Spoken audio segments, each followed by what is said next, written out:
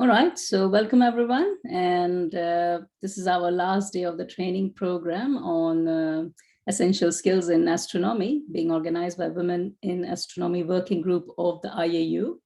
And we have had 4 sessions until now this week. And this last one will be handled by our coordinator for today, who is Priya Hassan, and she's going to talk about TopCat and applying TopCat for specific science cases. And remember, please fill the feedback form, which is available on the website of this training program. Your feedbacks are interesting and important for us because then we will organize our next training program based upon the feedbacks that we get from you. Also remember to submit your assignments that you've got for the first day, and the third day, and the last 2 days. And based upon your assignments, if you will be graded as best participant if you have submitted all your assignments. And if you need participation certificate, then also let us know. We will be sending it to you on Slack like we did last time. So with this, I again thank you all for attending the training programs until now, and I hand over to Priya. Yeah. Thanks, Mamta. And hello, everyone. Good to see you all back. We'll continue with where we stopped yesterday. And but before we do that, because I may forget what Mamta spoke about the assignments. So if you can see, we have these list of 5 programs which are there for TopCat. So what you all can do is you can actually make your plots as they are described in the tutorial. Right? And please add them as attachments to your email and send it to us by email, right? So that would be considered like the submission of the assignment for TopCat. So for TopCat, you have 5 things. So I would say if you can even do 3 out of 5, right? That would be a good thing. So you can choose any 3 of these things, and you can change the objects you are talking about. For example, the first one which we did yesterday, which was on M4, you can change it, for example, for another cluster or some other object, and you can actually send us the images, right? So that is what I would be taking as things about the tutorial. But what is more important for me and for you is to actually tell me the places where you get stuck, right? The places where you have some problem, because you have to remember that TopCat is an open source software. It's basically used for the scientific community, and because it's not because it's a commercial software, it does not have so much of user-friendly documentation, right? So though there is documentation, it may not be as comfortable as it is, say, for example, when you're using Zoom, right? Zoom being commercial software, the documentation is much more, user-friendly. So the problem with open source software is that the documentation exists, but it's slightly cryptic. It's described in a certain way, and it's not necessarily so user-friendly. So I would be very happy if you could actually share with me the problems you actually have in running the software, right? In case you get stuck. So like I said, you should do 3 out of 5 of those things which are there. And please try all of them. And in case you have a doubt or question in any of them, I'd be very happy to solve your problems, right? So we are going to look at the tutorial which I was talking to you about. Let me instead, I'm going to take my whole screen, okay? And I hope you all can see this. Can you all see the tutorial which we are doing? I hope it's visible. And we are basically going to do all these 5 exercises which are mentioned over here, right? And you can proceed with it. There are many more which can be done if you finish doing this, and we'll concentrate on those 2, right? So today, just for variety, I'm using a Windows machine because that could be good for the others, and that could maybe help you to see how it is with Windows, because yesterday there were some people who were asking me about Windows, and I can actually show you. So I hope you can see my desktop now, right? And see, this is the jar file which you downloaded yesterday when you were when you installed it. And if it all is good, you just have to double click this and it will do the command which I was telling you, java -jar. it will anyway associate it to Java, right? I hope you can see my TopCat window over here. Is that clear? Mamta, can you see my TopCat window and my desktop? Yes, yes, we can. Okay, great. So I'm going to briefly repeat what we started off with yesterday. Like we said, TopCat is basically an interface with which you can look at tabular data, right? And the tabular data can be plotted. You can visualize it. You can do some kind of statistics also of the tabular data. And you can, you can get some kind of an initial this thing. Like I told you, the plots that you get, the plots that you get are, publishable quality. They are pretty good. But obviously, if one actually sees it with this, you may want to improve it by using Seaborn or something else, right?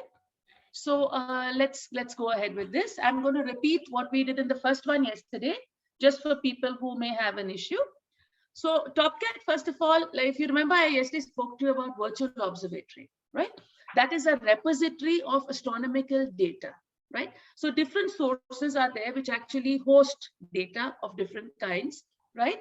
And this hosted data can be accessed via the internet. So we are going to click on virtual observatory because we are going to use that to access data, right? And the first most simple one which we are doing for the exercise number 1 is the cone search. So you click on cone search, and like I told you, we are going to be basically using Gaia data, which is EDR3. EDR3 is the early data release 3 of Gaia, right? And then once you give this thing, please click on find services. And this is going to tell you which are the services or where is the Gaia EDR3 data hosted, right? Where is it available on the net? So it gives you these various sites where it's available. We are going to take this one, the ARI, this thing, or you can even take Gaia EDR3 at ESA, whichever one you want, you can take, there's no problem. And what we did is here you get the name of the object. We say that the object we are looking for is M4, that's a globular cluster. So if you don't need to know the coordinates, you can just say resolve. And what it does is it uses virtual observatory tool, SIMBAD, to actually find out the coordinates of M4, right? Next thing is you are going to ask it for looking at this region and what region around it. So we have decided we're going to put 0.3 degrees. That's the radius of the circle in which we are, we are going to collect all the data lying in that area, right? And there are 3 options over here called verbosity, 1, 2, and 3. It basically defines how many columns you're going to get of the data, right? Now, many of these data sets, like for example, Gaia, there can be many columns, right? And therefore, you can take the minimum one because it will be faster in downloading, or you could take the normal one, which was verbosity 2, or you can take verbosity 3, which will download all the columns, right? So depending upon the need, you may click on any of these, and we say okay, right? And here you see, this is for 0.3 degrees, which is nothing but 18 minutes, right? 0.3 into 60, which is 18 minutes. And the data is being downloaded. I'm going to pause over here, and in the chat window, I want to check, is everybody fine? Are you getting all these things? Is anybody stuck, or is it moving fine for everyone? Like I told you, this data which you're going to import into TopCat, it is not saved on your system. Okay, if you close TopCat, the data is gone. So you have to actually save it if you want to keep it, right? Otherwise, it's just on the fly. You are using it now in analysis, and it is not using any space on your disk, right? So what we are basically doing is we are looking at the location of M4, which is a globular cluster, in a radius of 18 minutes, okay, which is 0.3 degrees. And we are downloading all the objects which are there in the Gaia EDR3 catalog, which lie in that area. And that is why this is what is called a cone search, right? Yeah. So yeah, Anushka, you can continue with yesterday's table because I'm just repeating what we did yesterday just for continuity, so that in case people had a problem. If you wish, you can start it all over again, or you can press on load table. There is a button over here. I can show it to you. In TopCat, you have file and you have load table, and you can load the table you downloaded yesterday. right? So if you've saved your tables, please click on load table. Yeah, you'll click on load table. Here's the file browser. You will browse and you can, what do you say? You can actually get the data which you saved yesterday, right? I'm just repeating this for a little bit of continuity because people are, joining us. And in case people had a doubt with what we did yesterday, this will kind of hopefully this thing. Now, the number of sources you're going to get is pretty large in this, and therefore it's taking a little while. I hope it does it fast. And meanwhile, do any people have a problem? Like I showed you, this is a Windows machine. You can see it's working equally well on Windows. Yesterday, I was showing you on a Mac. This is a Windows machine. Linux also works beautifully. I have all three OSs at home, so that depending on what the students have, they can use it. Okay. So now you can see, if you want to see how long is your table, we can see the stats column, and you can see over here. Okay, why has it downloaded only so many? It's downloaded only 7,000. I'm going to re-download. Why did it do this? Let me take Verbosity 2. I think Verbosity 1 gave me very few sources. I'm going to take Verbosity 2. I want more sources. Now, if you remember M4, yesterday we spoke about star clusters. So we said star clusters are groups of stars which are born together from the same molecular cloud. And therefore, all the stars in a star cluster, they are the same distance from us. They have the same velocity, and they have the same age. The thing that varies in them is what is called their mass, right? So the masses of stars vary, but the remaining parameters, all of them are the same, right? Some isolated sound. Okay, so I'm just listening on that. And yeah. So what we did yesterday, if you'll remember, is the first thing we did is we made a proper motion plot, right? By proper motion plot that is essentially a velocity plot, because we know that members of the star clusters will move around with the same velocity, right? And therefore, if we were to plot them in a velocity plot, members of the star cluster will have same velocities, right? And therefore, that was the first plot we did. I'm going to do that with the earlier table, but I think y'all can do it with yours. I'll wait for this thing to complete doing. Meanwhile, please click on this. I hope you'll remember all these buttons. This is to see the table, the tabular data, right? So if I click on this, I will see the table, right? The next plot, the next button which you see over here is the button to split it. This is one is to create subsets, right? We already spoke about subsets. We'll be making the subset now itself when we define which are the stars which make up the cluster. The sigma symbol is for stats, right? It gives you stats for the table. So for example, if this is your table, right? And you have various parameters in the table, for example, RA, DEC, parallax, etc. It gives you the mean, the standard deviation, the minimum, the maximum, etc. It also, if you wish, you can click on the display button, and there are many more statistical parameters which it can calculate for you. So for example, if I wanted to add median or something, I can add that. Now here's my second table, which I downloaded. Oh, again, I have only 7,598. I don't know why that's happening. Very strange. It should have given me more stars. Anyway,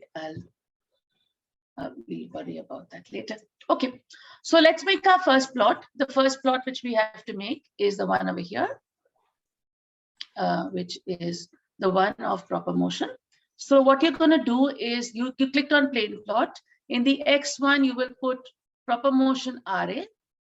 In the Y, you will put proper motion DEC. Right? And these are the two things, right? For some strange reason, I told you that I have lesser number of stars, but you can clearly see that this one, collection of stars is around 0, 0, right? This one. But this is the other collection, which is at minus, you can see the position is marked down there, minus 12.8, minus 19.2, this. So this is the actual location of the cluster, right? So now I want to identify these stars. I will click on subsets, right? I will click on subsets, click on draw blob subset. I will mark these guys, mark this over here. So these are the stars. I can again click on subsets, finish drawing block, and I can call this, for example, cluster, right, or class. This is my subset, which is the class, right? Now, that was the first step we do. That is, we identified the members based on their position in the velocity plot. Now, the next thing which we are going to do is we are now going to make a plot in velocity space. So let us click on graphics and click on sky plot, right? Here you can see this is my cluster, right? This is my cluster, or rather the whole region. If you want to see the cluster, click on subsets, and you have here all, and here you have class, right?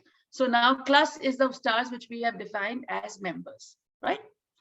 Now what you're going to do is click on form, okay? Click on form plus forms, and here there's a button for add sky vector, right? So please click on add sky vector. And if you look at this thing over here, down here on this lower part, you will see over here, these are two tabs which it wants for the sky vector. The first one, you will mark it as proper motion RA.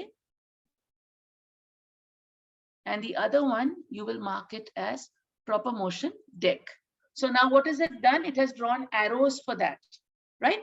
Now I'll just mark this subset. I'm going to mark all the stars like it is in your tutorial sheet with pink, and the members are with blue. And you can see that this has got a little exaggerated. And therefore, what I'm going to do is I am going to, I'll go to form, and in form, you will see a parameter called scale, okay?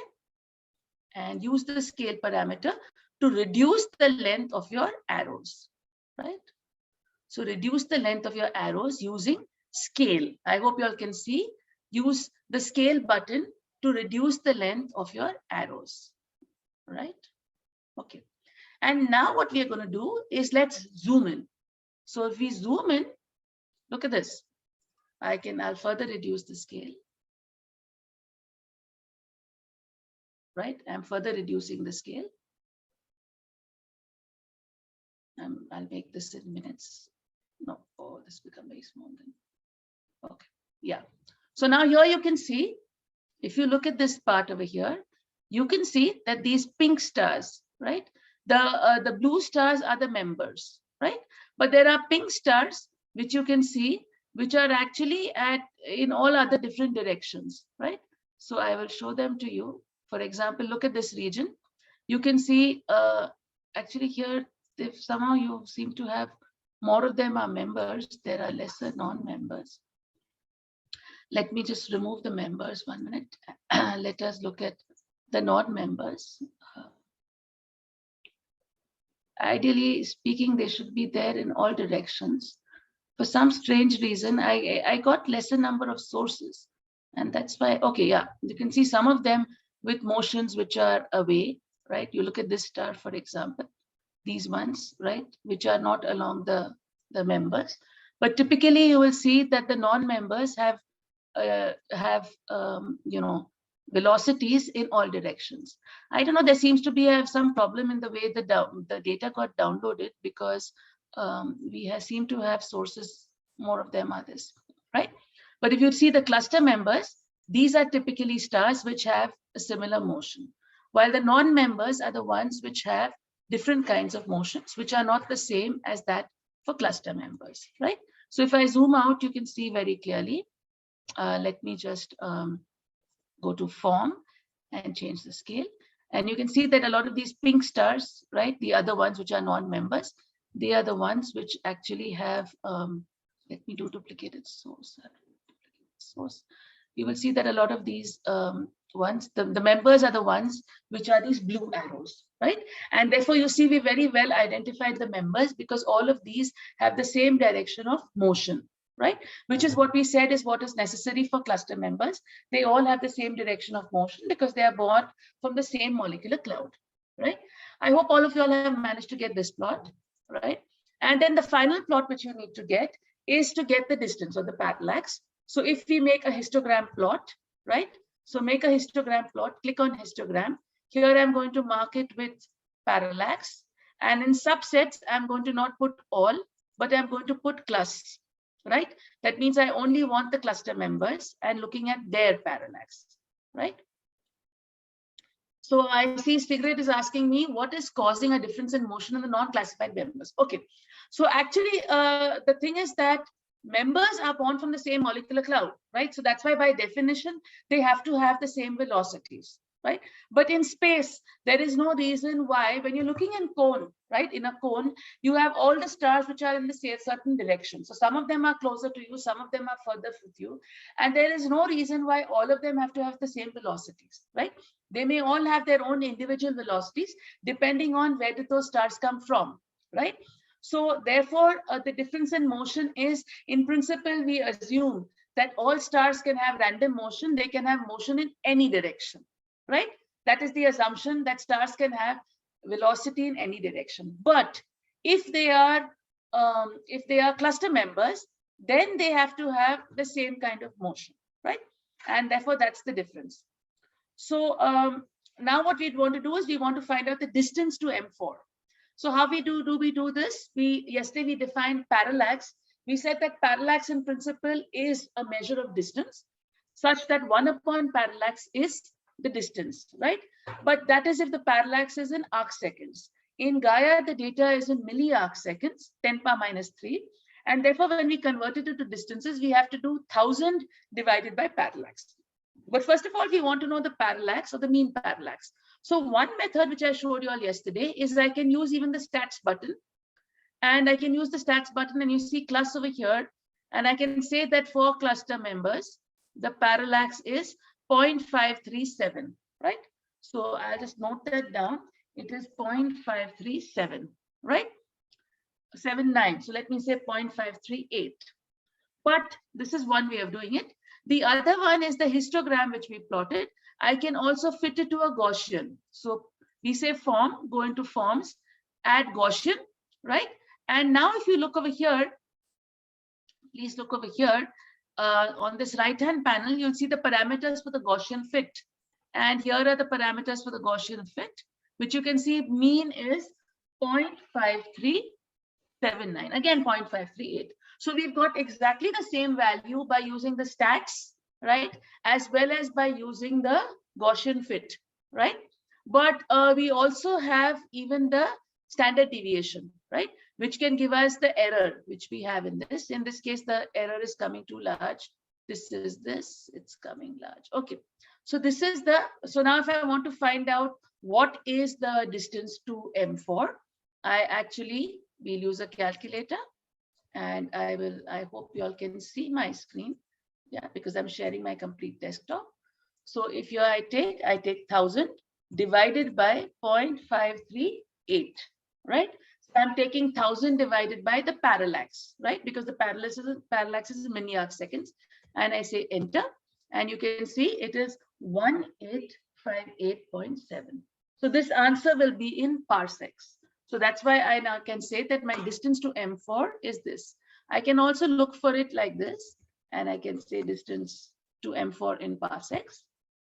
And you can see distance to M4 in parsecs, here that's given is 1720 parsecs, right? Now, depending upon the ones we've chosen as members, it's possible that from the members also we have some contamination from the field.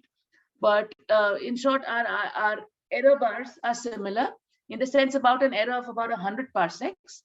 So this is about 1700 parsecs. We got 1800, 1900 parsecs.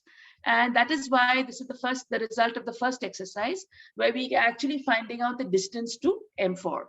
Now, just for your interest, I'll just show you an image of M4. It's a very beautiful globular cluster. And you can see. And what we've done in this exercise is we've actually found out the distance to M4. Oh God. There are guns too. That is M4. It's a very beautiful globular cluster. And that's what we've done in our first exercise of finding out the distance to M4, right? Now we'll go on to our next exercise. This is what was there yesterday. I hope this is clear to everyone. If anybody has any doubts about this, please ask me on the chat. Otherwise, I'll proceed to the next exercise which we have, which is, again, we are going to be using virtual observatory tools. So I will do this. We are now going to look for the stars in the neighborhood of the sun. Okay, so this is the next one, which is cluster identification of Hyades. Hyades is the closest star cluster to us, which is at a distance of about 45 parsecs. Okay, it's very close by to the sun. It's the closest cluster to the sun. And we are going to find a way of finding out the stars which are belonging to Hyades. Right now, this is a difficult, like we can't do it like we did it for M4, because Hyades is very close to us, right? So I can show you that Hyades, because it's very close, its angular size is very large, right? Because it's very close, it's very large in terms of angular size. And that is why if I were to do like I did in the previous one, if I put the coordinates of Hyades, I will have to give a very big radius to look for members, right? And in that, there will be many more field stars which will be present in that, right? And the file will be very, very large. And therefore, we are going to do it through a slightly different method. And that's what I'm going to show you, again, through velocity space. So please click on VO, right? And click on table access protocol. So we already did the cone search. Now, the second exercise, what we are going to do is using the table access protocol, right? Now, this is another method of querying data. So it's called the TAP query, okay? The table access protocol, right? And here what you need to do is you need to, again, we'll fill in the keywords. Again, we are working with Gaia. So we'll say with Gaia EDR3 and click on, so you'll say keywords. This is select service, this find services, right? Now, when I find services, you can see there are these various services sitting over here. Let's take the ARI Gaia one, which is the one mentioned even in the tutorial sheet you have. And we can look for this, right? And it's now going to give me this is the thing, right? And we are going to go for EDR3. And if you click on this, you'll find a table which is for the sources, right? So let's go to this and we'll take this. And so please look for okay, Gaia EDR3. Gaia source. Okay, simulations. We don't want simulations. We want this one. Okay. So I hope all of you all have found this Gaia EDR3 Gaia _ source. Right. I hope all of you all have managed to find this. Has everybody found it? Right. So this is the source which we are going to use. Right. And we do this. Right. So this is the one. And okay. Now what we have to do is there is a special query language, okay, which is designed in astronomy, which is very similar to SQL query. Okay, there's a query language called SQL, and the language which we use in astronomy is very similar to SQL to query databases. So one thing which we did was we had queried it using the cone search. Now in this case, we are going to query it using the TAP service, right? So now what I would want you all to do is to open the open that PDF file, which is your tutorial file, right? So I hope you all have access to the tutorial file, right? Let us just look for the tutorial file.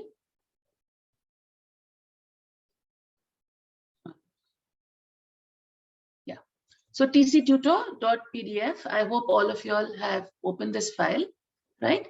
And just to save some time, what we are going to do is the commands which you all need to type, I'm going to ask you all to cut paste it from here. So please scroll through this thing, right? And mark these things. In 2.3, mark these things which have to be put into the TAP window, okay? Please mark this, Control-C it, right? And let's go to our TopCat and put it over here. Okay, I pasted it twice. Oh, sorry. Right, so please see, you will have the first line saying select.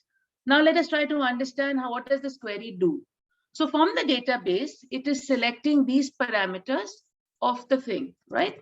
So what is it going to select? The RA, the DEC, the PM RA, the PM DEC, parallax, DR2 radial velocity, BP minus RP, and fourth G, this is the photometric G magnitude plus this thing as G absolute. So what we are doing is we are converting the magnitudes to absolute magnitudes. How are we doing that? We are doing that by using the distance. For the star, we know what is the parallax, and therefore we can find out the distance. And once we know the distance, we can convert our apparent magnitude to absolute magnitude.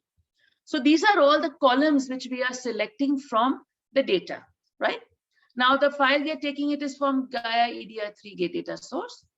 Now what we are doing, note over here, we are saying where parallax is greater than 15, okay? That means 1 upon parallax is what? 1000 upon 15, right? What is 1000 upon 15? I will just calculate and tell you, 1 second. Let us now see. So we are basically putting a constraint on the value which we are putting for the parallax. So I'm saying 1000 divided by 15, which is 66.66. That means here from the Gaia catalog, we are selecting stars which have parallax, which are at a distance of within 66 parsecs. Anushka is asking me what is DR2. DR2 is the data release 2. So what actually happened is in the data release 2, we had radial velocities for stars. In the EDR3, the early data release 3, they just used the radial velocities which were there of the previous data release, that is for DR2. And that's why over here you can see that the radial velocities are which are from the data release 2. But these other parameters, for example, RA DEC, PM RA, PM DEC, these are all from EDR3, that is the early data release 3. But the radial velocity is from data release 2. Now, when we say, so this is the source from where are we getting the sources, where parallax is greater than 15, that means we are limiting it to 66 parsecs. So what we are doing is we are collecting all stars which are within 66 parsecs of the sun. So these are all the closest stars to the sun within 66 parsecs. And we are putting another constraint that these are all the stars for which the parallax, the parallax over error, this is a measure of how good is the parallax. So if we say parallax over error is greater than 5, that means these are stars for which we are more confident about the parallax values. So they are the ones for where parallax over error is greater than 5. You can play around with it. You can make it greater than 3, greater than 10. But depending on what you do, you will improve or spoil the quality of your data. But one of the standard things being done with Gaia data is we always select parallax over error at least greater than 3, if not 5. Okay. And then the last condition is where DR2 radial velocity is not null. Because what you remember is if we actually see the data, you will see that there are many stars for which we do not have radial velocity data. Because for radial velocity data, you basically need spectroscopy. And for spectroscopy, the star should be bright enough. And therefore, for Gaia actually does it till G band 20 or 21. But the spectroscopy is only available till G band 14, right? And therefore, for stars which are fainter, we do not have radial velocities. So we are specifically looking for stars which are within 66 parsecs of the sun and for which we have radial velocity data, right? And now once I hope you'll all type this, then you press run query. So our query is, we are getting sources within 66 parsecs of the sun for which we have radial velocity data, for which parallax over parallax error is greater than 5, right? And they are all within, and the radial velocity data is there. So now this is my thing. So now look at the table. Let us look at our table, just like we asked for. Look at our lower thing. We have said, we've asked for, here, I'm just showing it to you. We asked for parameters. Oh God, 1 second. Right. I don't want the help. Yeah. 1 minute. I'll just. Yeah. So we have asked for the data, and you can see the table which we have over here. is this the table over here. You have RA, DEC, PM, RA, PM, DEC, parallax, dr radial velocity, BP minus RP, G absolute, right? So what we have done is these are all the stars within 66 parsecs of the sun, for which we have all this stuff, right? Now, now what we want to do is we want to actually calculate the 3D velocity components, right? So what happens is in astronomy, we have for any object, we have the 3D velocity components, which are called U, V, and W, okay? And TopCat very smartly actually calculates those 3D velocities for us, right? So we can actually get TopCat to calculate that velocity for us. And how are we going to do that? So we will here, I'm just going to close this thing. I'll close this too. Look at the panel over here. You have something called f of x. What is f of x? That means for your tabular data, you can run some functions, right? For example, you may want to change the, supposing you have coordinates in degrees, you may want to change it into minutes or into hours, right? So you may want a transformation of the coordinates. You may want to calculate fluxes. So click on fx, right? And what you see over here, these are various arithmetic functions, right? And you can see there's arithmetic function, right? Where there's a whole set of functions. It can calculate the so for the tabular data which you have, you can find out these values, the absolute, the this, the that. You can also, for example, convert the data into some other units. For example, coordinates in degrees, in radians. You can also convert the distances, right? So you can actually calculate using cosmological parameters. For example, this, right? You can actually megaparsec to this thing. You can calculate using, using some values of omega. Don't worry about omega too much, but that comes in cosmology. But these are Hubble constant. So a lot of these parameters can be used to actually find out distances, for example, or fluxes. Now click on the one for Gaia. There are some special functions which have been added specifically for Gaia. Click on Gaia, right? And you can see that there are various functions which are calculable for Gaia data, right? And we are going to use the very first function, which is astrometry UVW. What is that going to do? Is it's basically going to find out the value of the velocity in these dimensions. So you can click on this and mark this, right? You can mark this, and this is your function. Yeah, so I will take this one, and you will mark the function over here. And what we are going to do is for our stars, we are actually going to calculate these values, right? So actually to call the function, we have to look at this example instead. Let's look at this.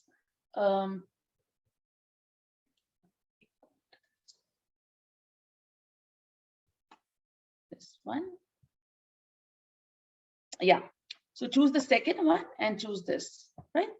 And I'll control C it. I'll go back to my table.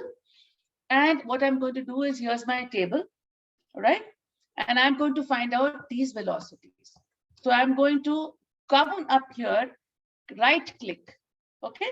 And click on new synthetic column, okay? So please right click at the heading of the columns, get new synthetic column. Let's call this well because it's doing the velocities. And I'm saying the expression is this, right? This is the expression, right? So for this, I'm going to put the expression, which is this. Only one thing is that if I run it just now, it won't run because you can see that this is radial velocity. But in my table, you see it's marked as dr2 radial velocity. So what I'll have to do is I'll have to mark this as dr2 radial velocity, right? So I hope you all are all with me. Click on this, right? And say okay.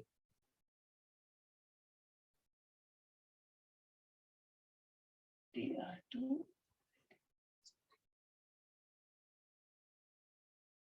Okay.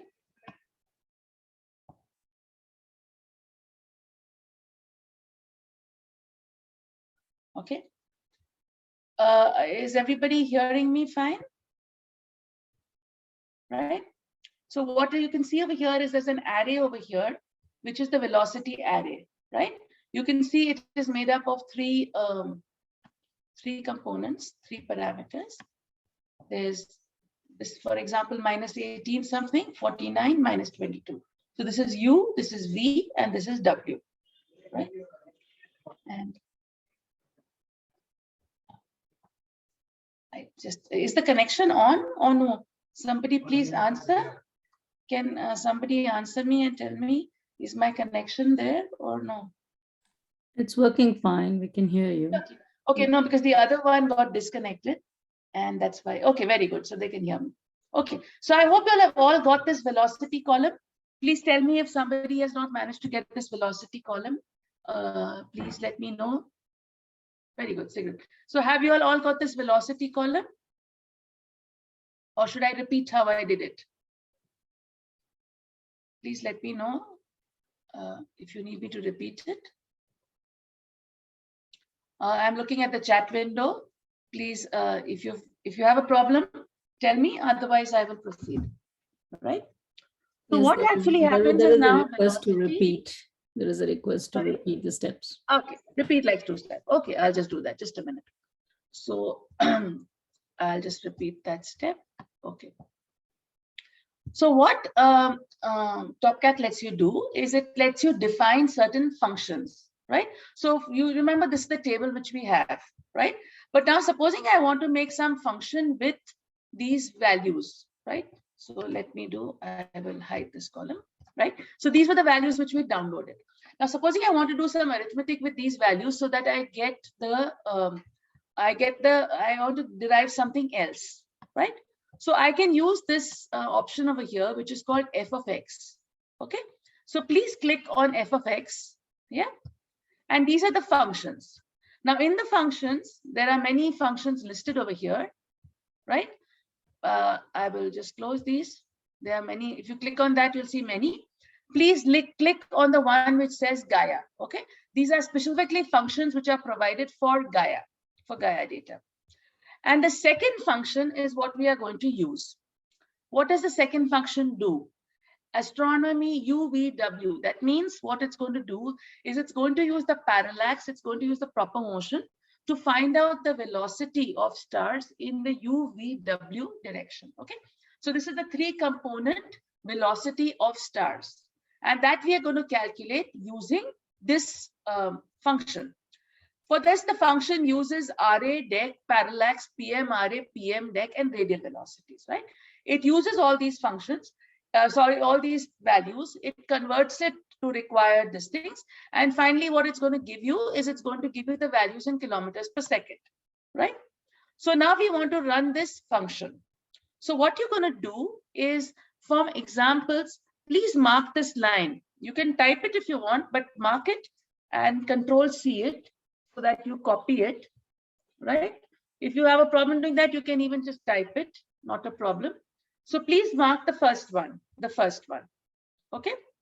And now open the table for that data, okay? Open the table. Now come on to the header column and right click it, right? When you right click it, click on what is new synthetic column. Click on that.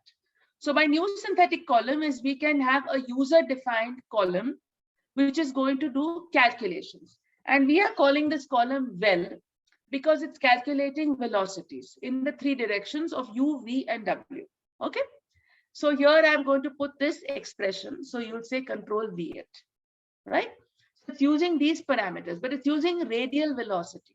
But we know that our table over here does not have radial velocity. It says dr2 radial velocity.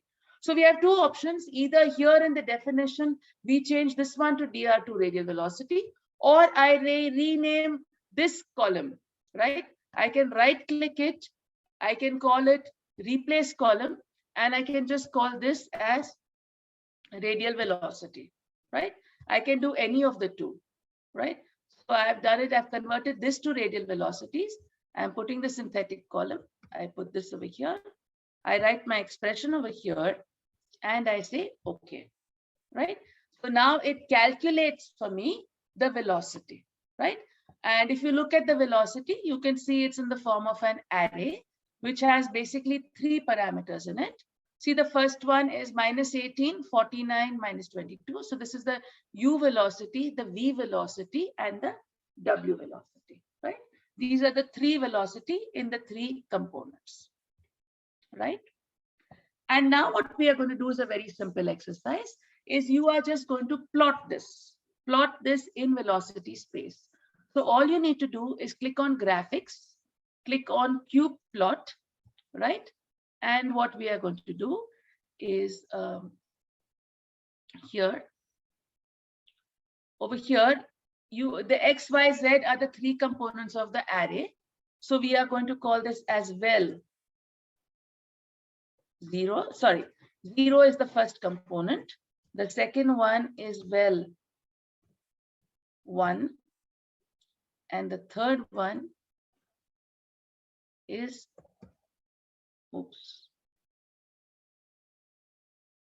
is vel 2, right? So once I put this is the thing in velocity space. Now, what I can do is, if you wanted to go with the colors, which is this, is let us zoom into this. First of all, where we are going to do this, and let us first go into form. In form, instead of flat, we are going to go for density. Okay. So click on density in the form part. And here what is that does is basically it gives it some kind of a, what do you say? It gives it some kind of density so that you can actually look for if the point is got doubly plotted, right? So I'm going to do this as a replot, and I'm going to go into axis, and I can adjust the range. So if I adjust the range, I can kind of zoom into it, right?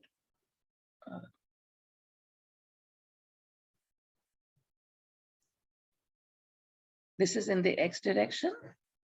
Next is in the Y direction.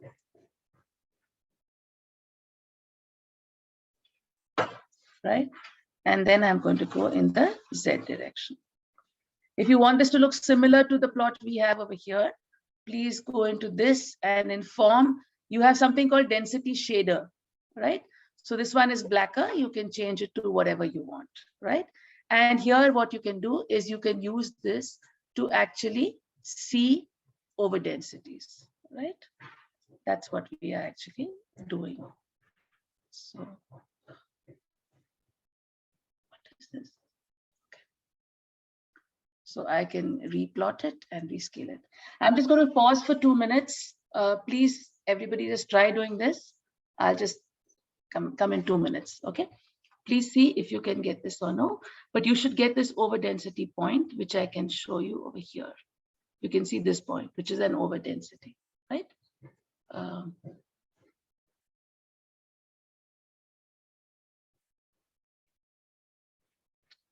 Let us change. I'm going to adjust it. Please, everybody try adjusting it so that you can see this over density, which is in this region. I hope you can see it. You see this over density over here. You can see a whole bunch of stars which seem to be moving with the same velocity. And I'm going to show you in a short while why this is Hyades, this very group of stars. This is Hyades, okay? So please just adjust it and see if you can get it. I'll just be in a minute. I just need to go for 2 minutes.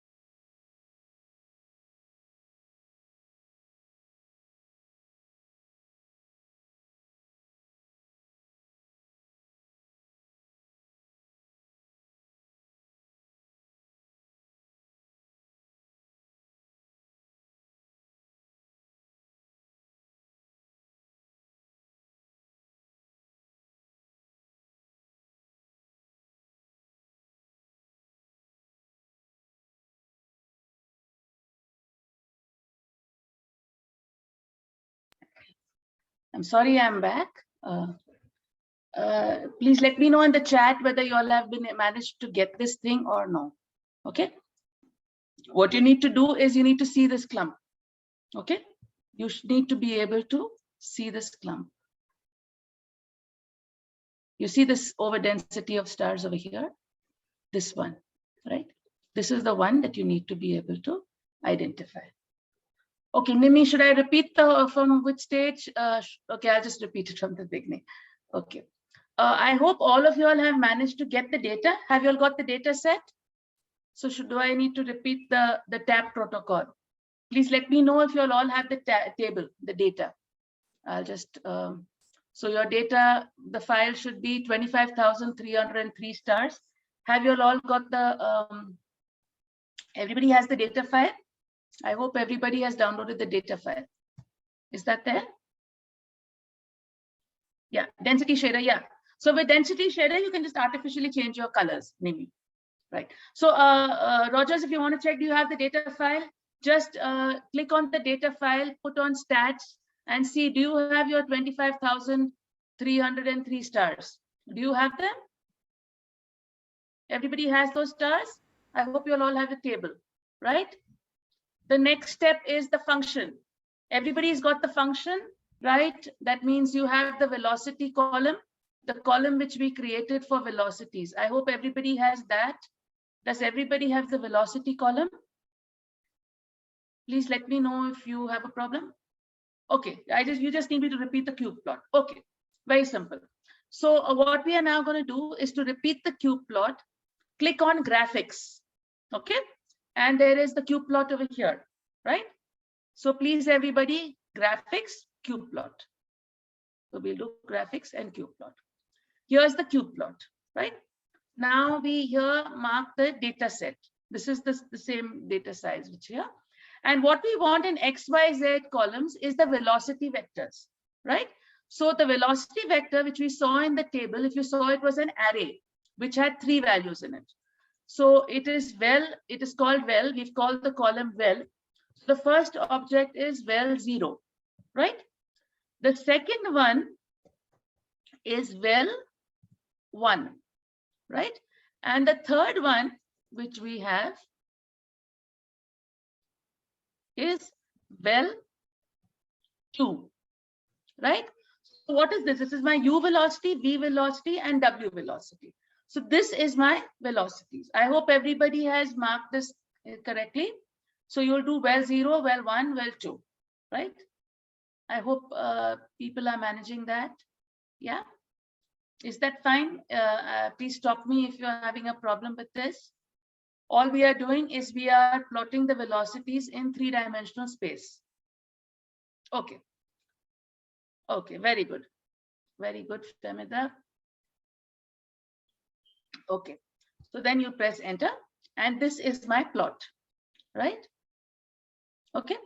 Now what happens is in TopCat or in any plotting, supposing the same point gets multiply plotted, right? How do we know that? So we do that by adding something which is called click on form, right? And there's a mode. Flat mode means for every point you get the same brightness. But there's another mode which is called density. Density, what happens is in the same point, if you have 1 point, it will have 1 color. If it has 2 points, it will have another color. If it has 3, it will have another color. So click on density. So density is basically telling you how many stars are there with those typical values. So click on density and you should get something like this. Okay, Grace, you don't have the Gaia option after placing FX. 1 second, let me. So you put FX and here you should have below formats. Below formats, you should be having, Grace, the Gaia option. Please have a look. This is the FX options which you'll have, right? You'll have these options coming and come down over here below fluxes, formats, Gaia. Please look for that. It should be there.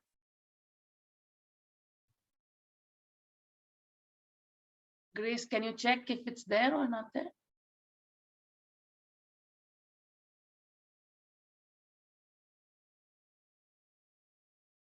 Have you managed to get it?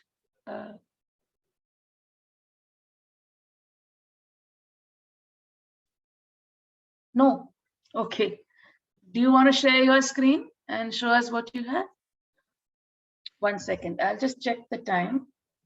Yeah. So it's exactly 7 o'clock. Let us have a 10-minute break for the people who need tea or coffee. And till then, I will have a look at Grace's screen and let us see what is the problem she has, right? So Grace, you have permission to share and show me your, yeah. So scroll down below fluxes, formats, or you should have had before key corrections.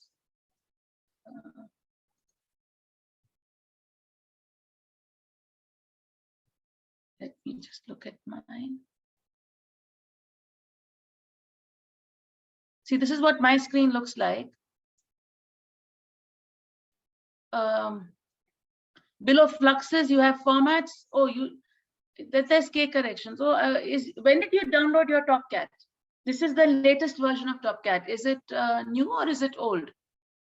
Grace, I think you will have to download the newer version of TopCat because this was not there in the earlier version. Just show me this. Grace, please show me over here. Get into help and click on about TopCat. Is yours 4.7? What is your version of TopCat? Please show me that. What version of TopCat are you using? I think you're using an earlier version. You need to re-download TopCat.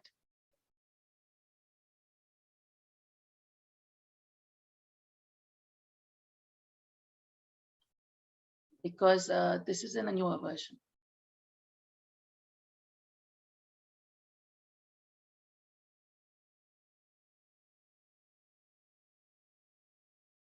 Yeah, let's check, please check. Because I think it's an earlier version you're running. Please, the others also, in case you are getting stuck or have problems, please let me know. Because in this break time, it is good for me to sort out individual problems.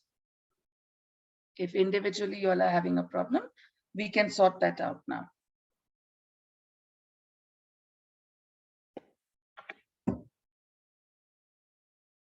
What about the others? Anushka, Sarah, Sigrid, Rogers, is it fine? Is it working? Did you all manage to plot the thing?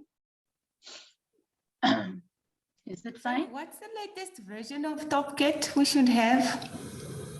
Sorry, what version? The latest version. Go to the website, Google for TopCat, and so like I showed you all the website yesterday, right? You need the latest version. The Gaia functions are not there in the earlier version. Okay. The Gaia function is not there in the earlier version. So you will have to have the latest version. So Google for TopCat, and in the downloads, you download the TopCat full.jar. Right? So is that the 4.7? I think it is, yeah. Yeah, it's 4.7. Okay, great. Okay, great. Thanks. See, I showed it to you. 1 minute, I can show you. This is the version. This is the version 4.71, right? This one has the Gaia. The earlier versions don't have Gaia. It's a new thing. It's a new feature. Right. What about the others? Is it going fine? Rogers, did you manage to plot it? You got it? Femida?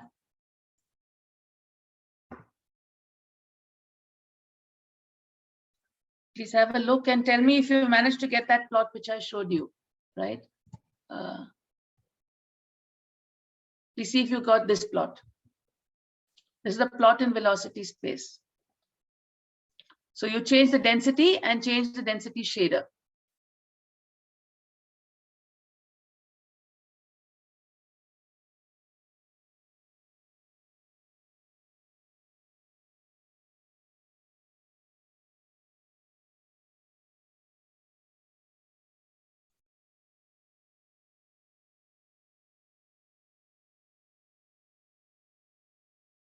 and you can adjust the scale so that you can see the plot nicely, right?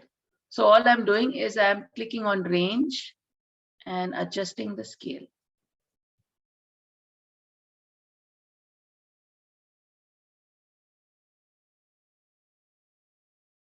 Oh, you can't see my screen. Okay, one second. Yeah, okay. I just think that. Yeah. I hope you can see my screen now.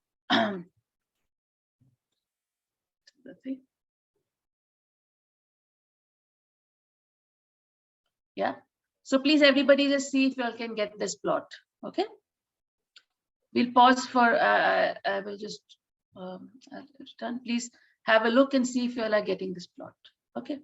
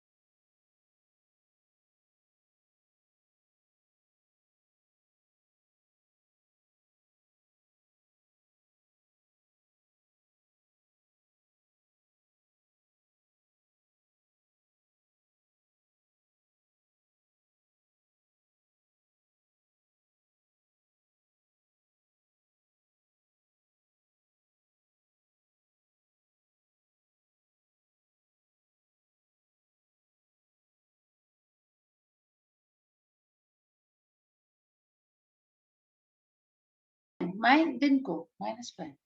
That. Hello. Yeah. So I can see that there are some questions. And how do you check for TopCat version in Ubuntu? So basically, what you have to do is you open TopCat, right? And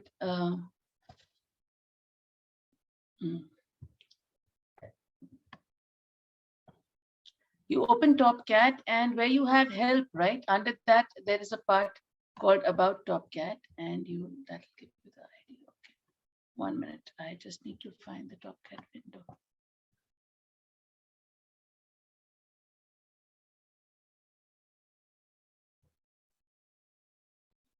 One second. I'll just give me a minute. I seem to have too many windows open up here. Yeah. Yeah. So in your TopCat window, right, if you want to find out the version of TopCat, this will apply for any OS, whether you're using Ubuntu or wherever. Click on Help. And on Help, there is down over here called About TopCat. Click on that, and that will tell you the version which you have. Okay. So Grace, you have an earlier version. You have 3.8, and that is why you do not have Gaia. So what you need to do is go to the TopCat website, yeah, University of Bristol, and do a fresh download. You can download just now. We have time. So actually, after this, the functions we are using, we will not use this kind of a function again. So if you don't want to change, also you needn't change. But otherwise, you can do that. Right. So let's consider our break over. And I hope everybody's managed to get this cube plot. Okay, yeah, download the newer version.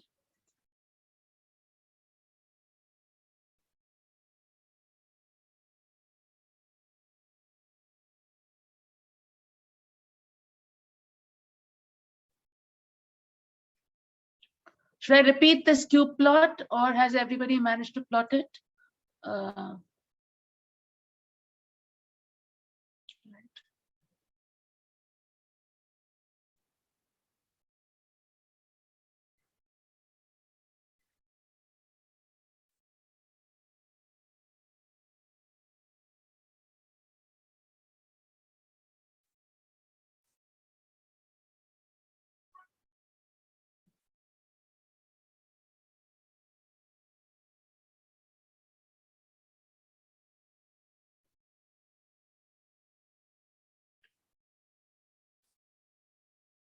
Yeah. So I hope everybody is managing to do this, right? I can show you all once again how do I do this cube plot, just for continuity. So we are going to do graphics. Click on cube plot. Here we are going to do this. I'm going to write this as vel 0. This is the first component of the array, which is the u vector. The second one is vel 1, which is the v vector. And the third one is here, which is vel 2, which is the w vector. Okay, so these are my 3 vectors. We are then going to click on form, make the mode as density, and then we are going to go down over here and you select something in density shader. There are many options. You can choose where it is or whatever. I think this one is the one which has been used in the this thing, right? So this is the one over here, right? Now you are going to turn this around, right? And you can rotate this and accordingly have a look at velocity space so that you can look for an overdensity, right? Where is that overdensity of stars, right?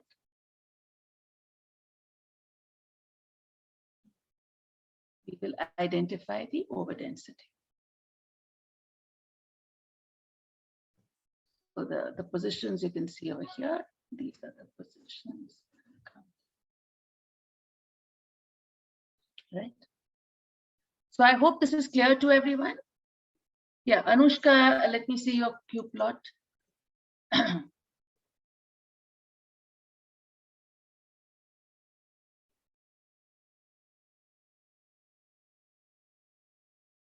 So Grace is asking, I remember you tackled on why some stars are observed spectroscopically or others not. I would like to have more explanation why. So for radial velocities, right, to measure radial velocities, we need spectroscopic data, okay? But spectroscopy, what happens is, it cannot be done for very faint stars. So therefore, Gaia, what it does is it gives you photometry for stars up to brightness of 20th magnitude or even 21st magnitude. But spectroscopy, it can only do for stars which are brighter than 14th magnitude. And therefore, in the Gaia catalog, you will see that not for all stars do we have radial velocities. Radial velocity, see, I can just show you if you want, have a look over here. Let's look at our M4 data. If we look at M4 data over here, I'll show you the radial velocity column.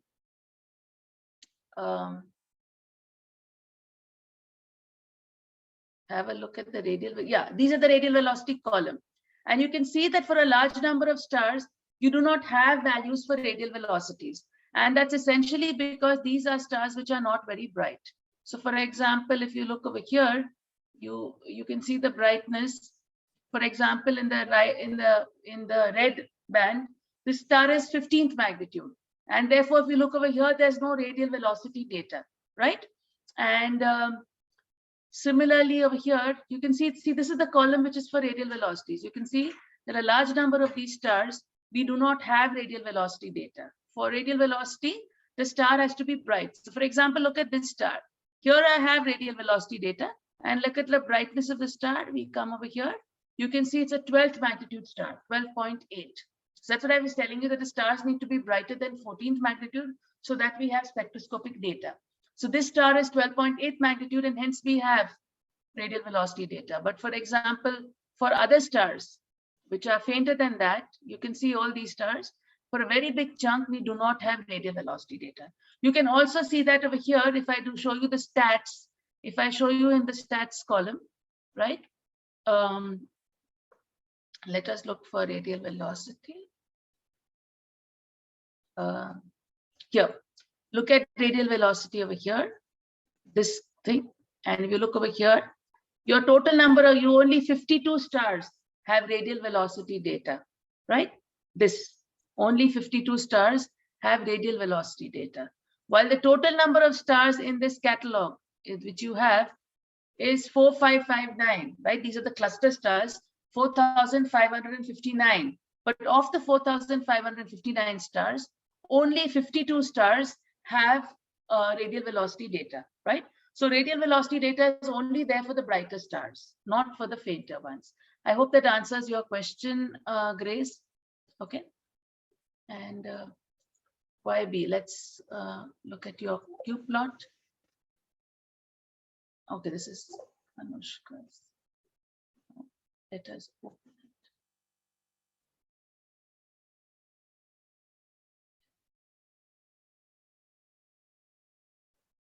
So I'm sharing over here. Very good. This is Anushka's plot, which she's got for the Q plot.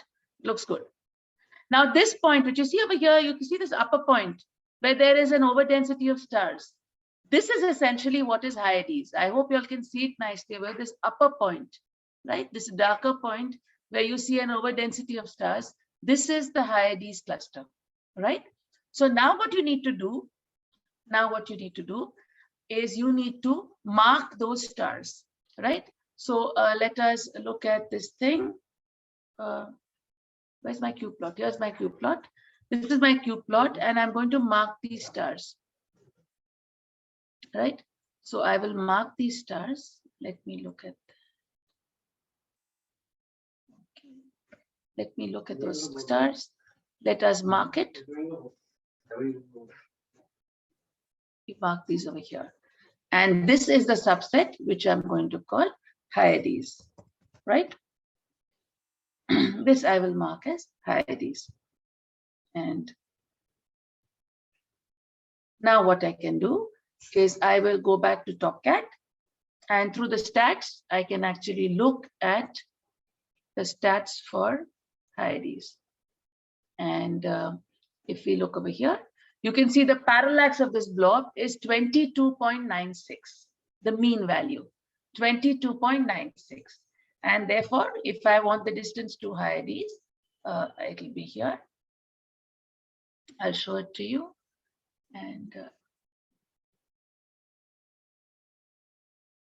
just do 1000 divided by 22.96. So I'm going to calculate this on my calculator. And I'll tell you 1000 divided by 22.96, which is nothing but 43.55, which is approximately 44. So that's what I was actually telling you, that that is Hyades, which is at a distance of 44 parsecs. So we have, what we've done in this exercise is we have actually isolated the stars of Hyades, right? By doing a Q plot. So in the Q plot, what we actually did, see, we don't look at the 0, 0. See, there's another overdensity over here, which is at 0, 0. We don't take that because that is for random distribution of stars.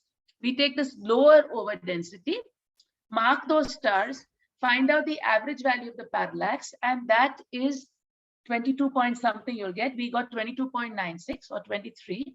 And for that, if you do 1000 divided by 23, that is the distance to Hyades, which is 44 or 45 parsecs. So that is our exercise number 3. I will just repeat it just for the benefit of those who missed it. So what we did in the second exercise is we are actually identifying the Hyades cluster. This is the closest cluster to the sun, which is at a distance of only 44 parsecs. How did we do that? We used the TAP service to actually query. Like I told you, we could not do it like the way we did it for M4. If we did it for M4, the problem is this cluster is very close to us. So I will have to take a very large radius to actually look for stars of the cluster, right? And therefore, here in this case, we queried it in a different way, which is what you see over here in the tab window.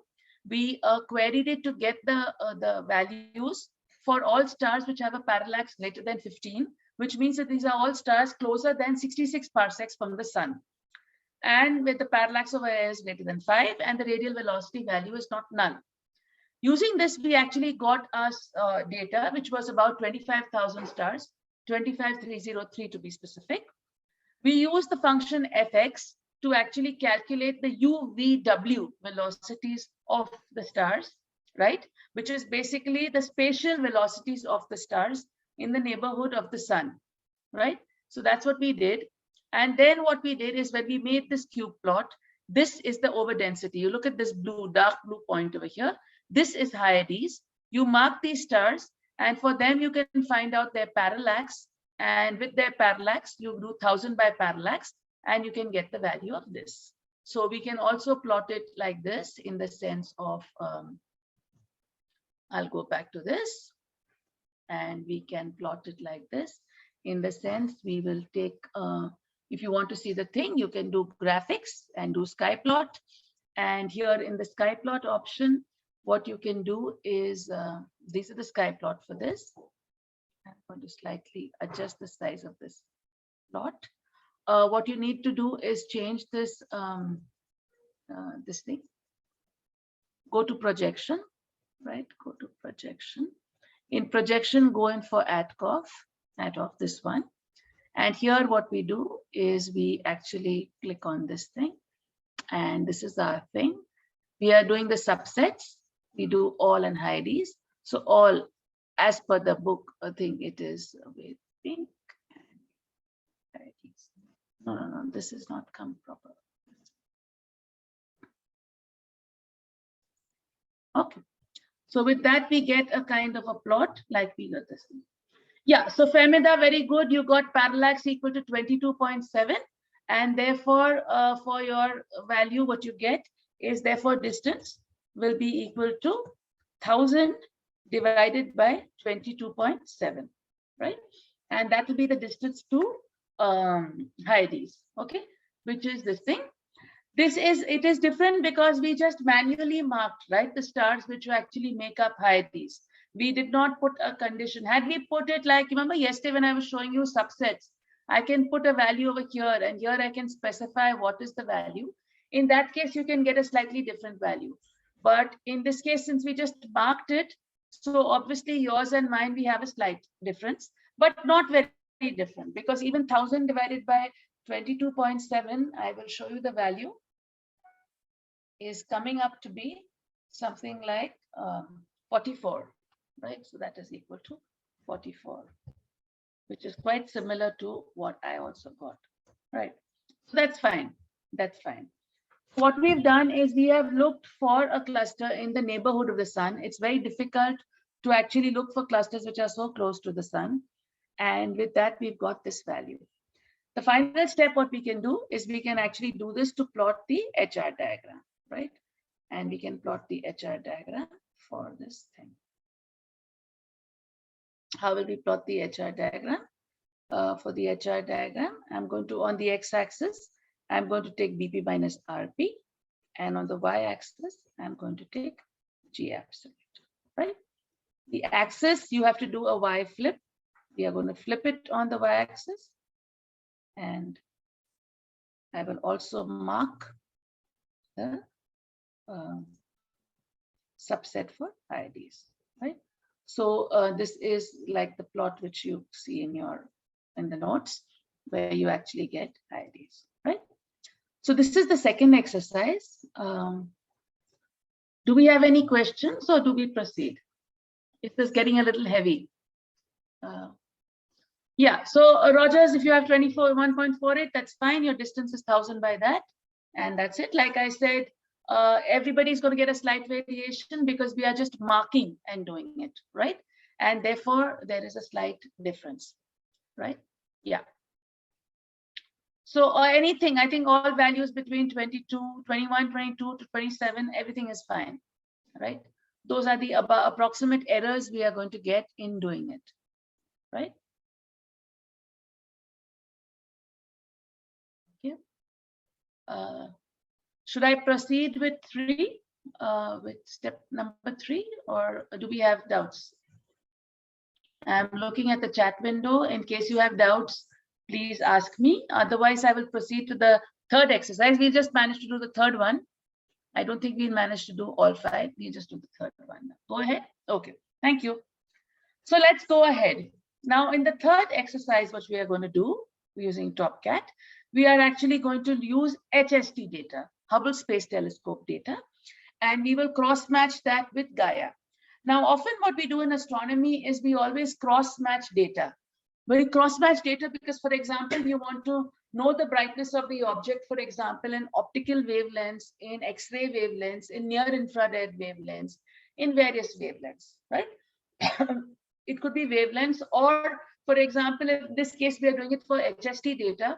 So by correlating this with Gaia data, we actually add the velocity information to the stars, right?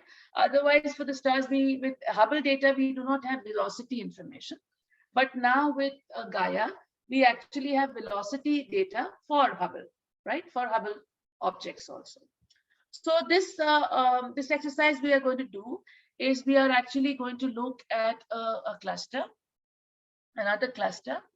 I promised next training program we won't do clusters, we'll do something else. But for this one, since it's with Gaia, it's easier for me to continue with clusters. So in this case, what we are going to do is we are going to talk about a cluster called NGC 346. This is a cluster in the Magellanic Clouds. My Chrome is not opening, I don't know why, but let's start with it. So let's start with exercise number 3, match Gaia and HST observations. So first of all, how do we get HST data from TopCat, right? So again, we are going to go in for VO, and you can click on Vizier Catalog Service, okay? So the Vizier Catalog Service is a service which is run in the Center for Data in Strasbourg, which is in France, and they actually have data of published papers. So if you have a published paper in which you've used some amount of data, you can actually upload your data onto Vizier so that it can be used by others. So please click on VO and then click on Vizier Catalog Service. Okay, Vizier Catalog Service. Now what you're going to do is we are going to give the object name. My object name is NGC 346. Okay, and we are going to click on resolve. So by resolve NGC, this, like I told you, this is the Magellanic Clouds. Therefore, you can see the declination is -72 degrees. It's in the south, right? Next thing is I'm going to change I'm making the radius equal to 1, right? And I will increase the maximum row count. I'm going to increase the maximum row count, either move it to 10,000 or make it unlimited as you wish. I'm going to stick to this so that it's not too much. It will be easy for us to download, right? So this is the stuff which we have for this, right? Now we actually want to look for this data. And let me, for example, in the keywords in your tutorial, you'll be given the name of the author. But if you don't know the name of the author, let's just give HST, okay? So we are looking for HST data for NGC 346. So I'm just going to say HST, okay? And this is going to tell me what HST data do we have for this cluster 346, which you see is listed over here. And here you'll come through the paper which is listed in your thing over here, which is Guler. I don't know how to pronounce this name, but this is the name, right? So you will click on this, right? You can click on this. This is the paper that we are looking for, right? And we say, okay. So now what are we doing is we are actually loading the data, HST data for this cluster from Vizier, okay? Again, this is online data, which we are getting it from the net, and this is the data. So if you actually look at the data set, you can see over here, you have 99,079 stars, right? Which makes up this data set, okay? And this is the data set we are going to talk about. Now what we want to do is we want to cross-match this data set with Gaia data. How do we do that? Now, I forgot to mention in yesterday's session and in today's session, we have been all the time dealing only with data which is online. In principle, if you have, supposing you observe something with a ground-based observatory, right? And you have your own table. You can also do cross-matching also with a local file, right? That means if you download the data and you want to compare it with that, you can do that too, right? But what we are going to now do is we are going to use VO, and we are doing a cross-match search with Gaia, right? Now, the Gaia database is a very large database, right? I do not have it on my system. And therefore, what I'm going to do is I'm going to online use the Gaia database to match it to the stars which I have for 346. And I'm going to look for a match, right? So click on CDS Upload X Match. So VO CDS Upload X Match. Click on that. Now here what you do is you have to choose from which table. And here, if you scroll down, you can see this is 2 months data, all wise data. There are various data sets which we are talking about. And you can actually scroll down. And as you scroll down, you will come to Gaia EDR3, right? So you can actually do it for Gaia EDR3. I hope you all understood how to do this. You are going to click on VO, CDS Upload X Match, and here you choose Gaia EDR3. I hope everybody's managed this. Please tell me if there's a problem. I'm looking at the chat screen. Please tell me if anybody is having a problem in doing what we did. No problem? Great. Okay. Now the input table we are going to match with, this is the table we've already downloaded. So click on this. This is the 4th table.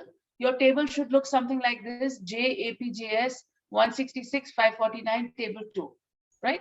Please click on that, and that's the table. And it understands that it needs to match this with the RA and the DEC, right? That is the right ascension and the declination, right? And please see if you all can do that and tell me on the chat.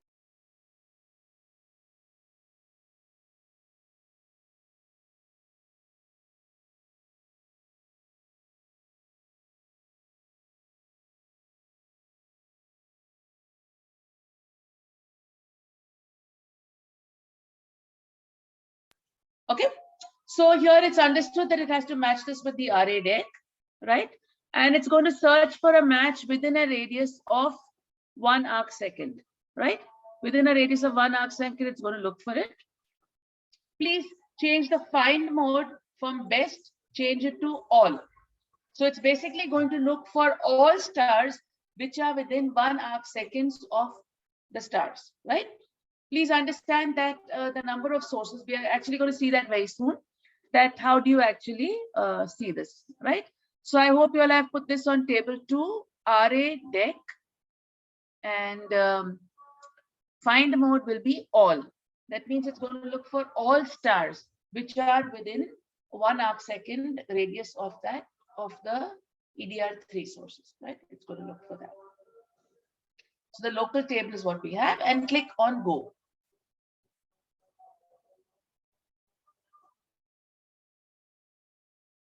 So it's matching all our stars, right, to the Gaia catalog, which it has sitting over there, right?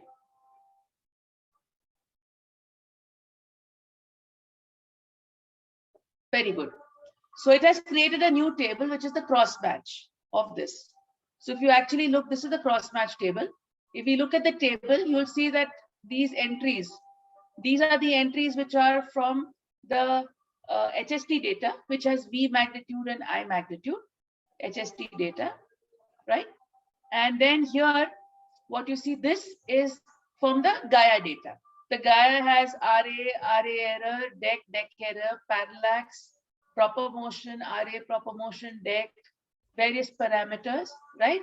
Radial velocities, all these are there for the Gaia data. So this is the table which actually shows me the combined ones for these, right? All sources which are within this thing, right? This is the match table. So now what I do is for my HST sources, I know which are the ones which were even observed by Gaia, right? which are the ones which were observed by Gaia. And the angular distance, the last column, is the distance between the sources, right, which are there. So this is all less than 1 arcsecond. So angular distance is in this thing. Yeah, so Anushka, yes, you're right. We ended up joining two tables because this is a join of the table for HST data and Gaia data. So this table which we have is giving us the combined matching. That means the same source in HST data and the same source with Gaia data. Okay. So what we have actually joined them because we are matching the two tables, right? So A in table 1 matches to 1 in table 2. B in table 1 matches to 2 in table 2, right? So it matches A to B. So one table it's matched is the HST data, and the other table it has matched that to is the Gaia data, right? And therefore this table, which is the matched table, it has all the entries. These columns are all HST data, B magnitude, I magnitude, this is all HST data. And then from this point, here you have the Gaia data starting, which is the RA and the DEC and the parallax. This is all the Gaia data, right? So you are getting the Gaia data for the HST sources, right? I hope that's clear. Yeah. And now I can show you in a very nice way, how does it actually do the cross match? So if we click on graphics and let's click on Skyplot, here you can see this is the HST data. Okay, this is the HST data. So I'm going to put this thing, HST data here. HST data typically is like this. It has, not a circular this thing because HST does targeted observation. So it does it in the form of tiles. So when Hubble Space Telescope observes, it basically observes to give you tiles of this kind. Gaia, on the other hand, is an all-sky database. And therefore, when you search for Gaia data, you can actually do it in a circle, you can do it in a square, you can do it in whatever shape you want, because it's an all-sky database. So what you're going to do is, like I told you, you click on graphics and click on Skyplot. And here you're going to plot the Skyplot, which is for your HST data, that table, which is the HST data table. Okay. Next, what you're going to do is click on layers. Click on layers and click on add pair control. Okay. So please click on layers and click on add pair control. Right. I hope that's clear. I'll show it again. Add pair control. And here you're going to add the table, which is this matched table. Right. And you can see over here, it is the red sources are the Hubble data sources, while the blue ones are this thing. Now, if I zoom in this, you will see. Okay, you will see actually how it has matched it. So remember, all the red sources are the Hubble sources. And what it does is that within the vicinity, all the Gaia sources, within the vicinity of 1 arcsecond, it looks for matching sources in the other catalog. And we have, if you remember, when we matched the sources, we didn't say best match. If we done best match, then I only matched it to one source, which was the brightest source. Here in this case, instead, what it has done, we said all. So it actually matched it to all the sources which were within the 1 arcsecond radius of the Gaia source, right? So if I had a Gaia source sitting over here, it is matching it to 3 sources which are within 1 arcsecond radius. Here there are 4 sources, so it gets 4 sources. Here there's 1, so it gets 1. We must note that in astronomy, not always is the closest source the correct source, the closest match. So matching in astronomy is also a very problematic thing when you want to match 2 catalogs. Supposing one catalog has a lot of sources, 100,000 sources, and the second catalog has, say, 300 sources. And if you are matching these 2 catalogs, right, not always is the closest source the best match, right? So you don't always have the closest match as the best match. Later on, there are other ways in which we actually filter out the matches. For example, if I have this star which has 1, 2, 3, 4, 5, 6 matches, right? There are 6 matches. I don't know which one is the match which is good for it, right? So what is done is we actually look for, if I click on this, source, right? I actually check for each of these sources, what are their magnitudes, for example, and I actually figure out which one must be the correct match for this, right? So like I mentioned, the astronomy, not always the closest source is the best match. So often what we have to do is we have to take all the sources which are within a certain radius, right? And then we use some other factors to decide whether which is the best match, right? Those factors could be factors like, for example, the brightness of the source, right? We look for a match which is of a similar brightness to that match, right? That is one way of doing it. And there are various other ways of also doing it, but it's a non-trivial problem in astronomy, how to actually match sources. So you can see that in this, we have a very interesting plot, which is actually showing you that for each source, how do we actually match the other sources, right? How do we actually match them? And these are some of the match sources, right? And in that way, we have to actually decide how to distinguish it. Another way of doing it is we can also make a plot, right? If here I can make a plot, array J2000 is the array of the HST source. Plain array is the one for the Gaia source. So I can check the difference between the matches for array as well as for DEC. And this is the kind of a plot I'm getting. This plot is nothing but the difference between, for the matches, what is the difference between the array of HST minus the array of Gaia. And what you can see is you can see a clump coming over here, right? Why do we get this clump, right? Why do you think we get this clump? This clump is basically because there's a slight offset between HST and Gaia astrometry. So look over here, if I go to the center of this, and you can see this down here, the difference is very small. It is 0.00019 minus 0.00019 and 7.8 into 10 power minus 5. So that is the approximate offset between HST and Gaia data. Okay, there's a small difference between the coordinates, which is a very small difference, which is the offset. And that is why I have this clumping coming over here. And otherwise, the matches you can see, they're all within this range, right? Which we had anyway defined it to be for 1 arc second. And that's the kind of range, right? So that is the way it matches it. Now, what is the advantage of doing this kind of a match? The advantage of doing this kind of a match is, for example, if I wanted to plot an HR diagram, we spoke about HR diagrams yesterday. If I want to plot an HR diagram, I can actually plot it using both Gaia as well as HST data, right? So for example, in the x-axis, if I want color, I can put, for example, V magnitude minus I magnitude. This is from HST.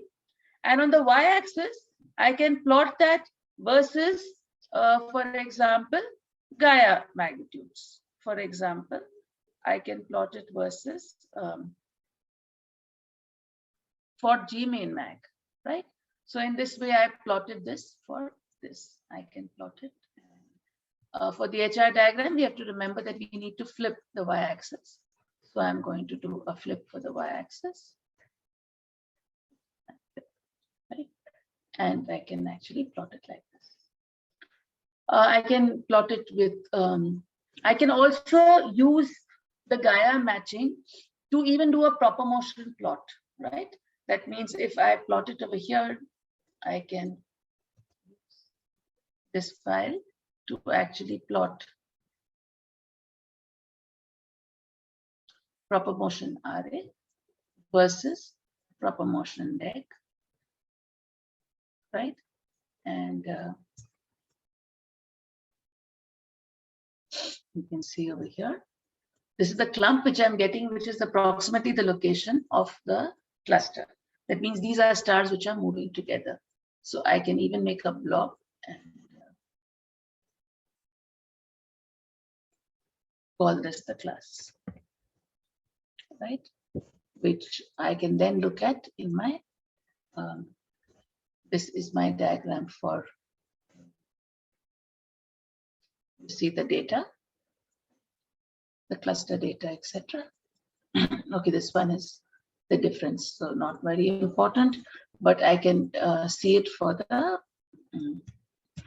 I can use it for the HR diagram. So let me do it for the HR diagram, and that will be our last plot for today. Let me do it for the HR diagram.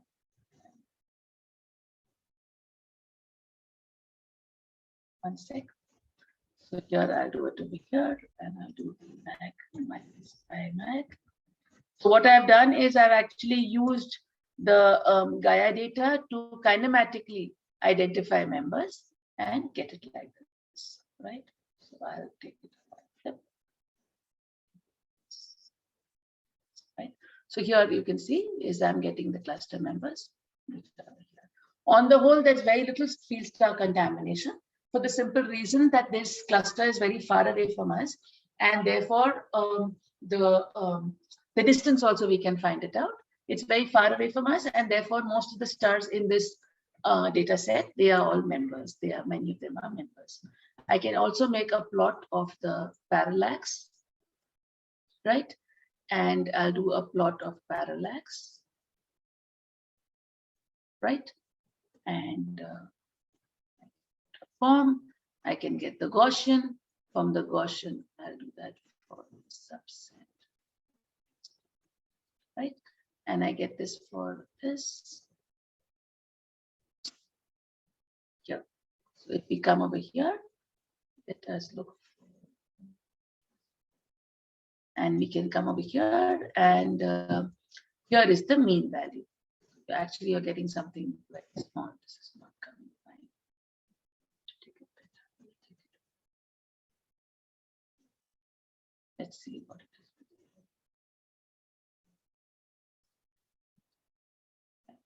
So you can actually use this to get the distance of these cluster members using Gaia data, right? And that's what we are doing actually. But this is not giving you very good values for the simple reason that it's very, very far away because it's in the Magellanic Clouds, right? So Anushka says my plane plot is not having the class subset. It depends upon which table you defined it for. So just check, maybe the table you defined it for does not have it. Maybe you're doing it for the HST table. The combined data set, you should have done the proper motion plot. In that, you should mark the subset, which will then come in that, right, Anushka? So you need to do it for that. Then it will come, right? I hope this was clear to you all. It's a little difficult doing hands-on sessions at a distance because you know, everybody's going at a different speed. But the tutorial sheet, which I've given you all, which I've shared with you all, that's a very good tutorial sheet with which you can actually practice and do these things. So I would urge you all to actually try doing the things, the 5 exercises which are there. There's one exercise which could be a little complicated, which is, you know, there is even a scripting language in TopCat, which is called stilts. And that is the exercise number 4. So that could be a little difficult for you to do because that is using commands. So you can drop 4, don't do 4 if you find 4 not too easy to do, but you can then go on for 5 and do the one with 5. Right? So please have a look at this thing. Grace, you are asking me, is it possible to include evolutionary tracks on HR diagram? Yes, definitely you can. But the problem is you need to download the evolutionary tracks or the isochrones. You need to download it on your system, and then you can plot it with TopCat. So yes, the answer to your question, Grace, is yes, you can plot the isochrones or the evolutionary tracks with TopCat. But you have to download that data from wherever, from the internet, and then you can plot it. So that you can do that. Yes. Yeah. If there are any more questions, please do ask me. Otherwise, I can hand it over to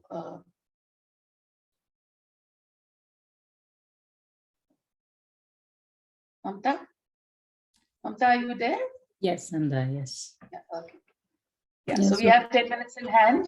Yeah. The questions, please let me know. Otherwise, Mamta can wrap up with the final instructions. I think they've learned a please lot do- again. Yeah. Write to me on Slack if you have a problem in running these things, because the problem is a little tricky doing hands-on at such a distance. So in case somebody got stuck or we left behind somebody, I was trying to ensure that everybody moves together. But in case somebody is left behind, there's absolutely no problem. Please let me know. We can have a separate Zoom session, or I can answer your questions on Slack, either way, right? There's a chat thing. So just to inform you people, you've got, you don't have so many assignments actually, except the one coming from TopCat. The assignment for the first and the third day was not that big. And so you've got 10 days and you should be submitting your assignments by 25th of January. This is when we will look at your assignments, and by the end of the month, we are going to announce the best participant. So don't forget to fill the form if you want your participation certificates, and send your assignments by 25th of January so that we have enough time to look at the assignments. So sorry, like I mentioned earlier, for the TopCat ones, you can just attach the plots. Right, you can name it 1-1 or 2-1, because there are 5 things in that. And like I mentioned, 3 out of 5 I think would be sufficient. Right, try 3 of the tutorials, not all 5. You can manage 3, because we did 3 today. 2 were left, but at least if you can do 2 or 3, that'll be good. Yeah. So I'll just send you people the feedback form, which is here. I'll put the date to submit the assignments on the website. So please go on the website and check for any kind of updates that you want or you need related to this training program. And at the same time, you can always write your questions and queries on the Slack channel, as Priya has said. We leave out exercise 4, right, Priya? I think that. Yeah, and like I mentioned, what Roger is also saying, the exercise 4 is about stills, which is actually a coding. With TopCat, you can actually write scripts, right? So that's a little complicated. So if you all want, you can avoid exercise 4, but it depends. The more, adventurous of you all can try out exercise 4. It's quite well described, but otherwise, if you can't do exercise 4, don't worry too much, because that is with scripting. Yeah, thanks. And we'll need the images that you get, the plots. And the values. In the text, supposing you found out the parallax, or you found the distance or the velocities, whatever's there in the tutorial, please write down those values also. Yeah. Yeah, you can just put everything in one PDF file and all your images, and write your name on that PDF file so that it comes from you with all the values, and that should be enough. Yep. Okay, all right. So I think at this stage, everyone is fine. If there are questions, they'll put it on Slack. I think they again had a very nice and very fruitful session with Priya. I'm sure they are looking for the new one for the next time. So if you would like to have any new session, then of course you should mention what typical session would you Please like. write to us if there are some specific things you would like sessions on. Yeah, that's right. Yeah, that would be good also. Okay, then. So we'll stop here, and we thank you all and have a good time until we meet you people again. Yep. Thank you, Bye-bye. Priya. Yeah, Goodbye. thanks a lot. Thanks, Mamta. Bye.